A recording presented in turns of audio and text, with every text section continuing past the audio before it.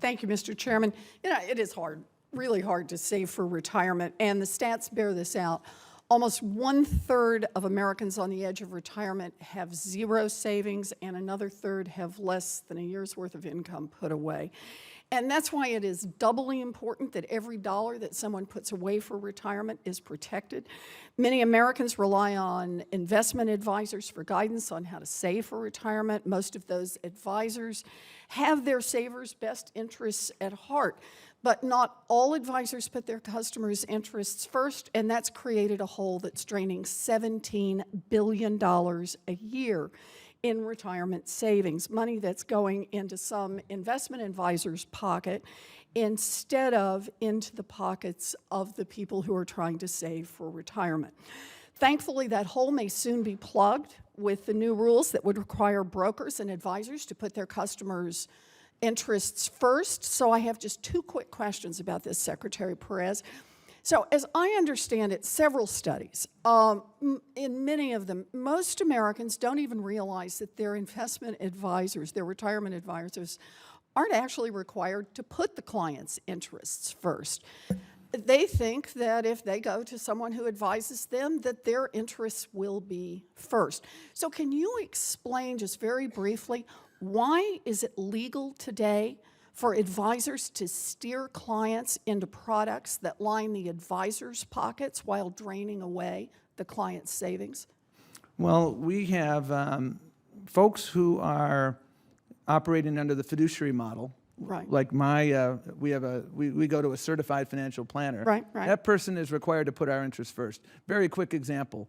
First thing he said to me was, keep your thrift savings plan, your federal stuff from your federal employment, keep it in the thrift savings plan. I can't do any better. That's an example of putting our interests first. Even though he won't make any money from that. He didn't make a dime off of that, but I've referred a number of clients to him because he looks out for me. There you go. So that's why it's good for business. The person who's under a suitability standard, again, there are a number of products. Let me stop you right there. I get the suitability standard. What I don't get is how did it turn out to be legal? What went wrong? Why is that legal, Mr. Secretary? Well, it shouldn't be, and that's why we're trying to change it, because I think the suitability standard is facilitating this misalignment. When was the last time we updated these laws? Well, we haven't updated our laws in earnest in 40 years. Okay, and, so we've got a problem with outdated laws, loopholes in the laws, and that's how we end up with these two different standards. Right, and again, we didn't think about IRAs and 401ks back in '75. We were in the defined benefit world. This stuff just didn't matter because people had a guaranteed pension. All right, so you've proposed some common sense rules to try to close these loopholes, to try to update the laws, just to make sure that all advisors are putting the customer's interests first. But lobbyists for some of the biggest financial companies and some investment advisors are fighting this proposal tooth and nail. So help me out here, Mr. Secretary. What is it they're so worried about?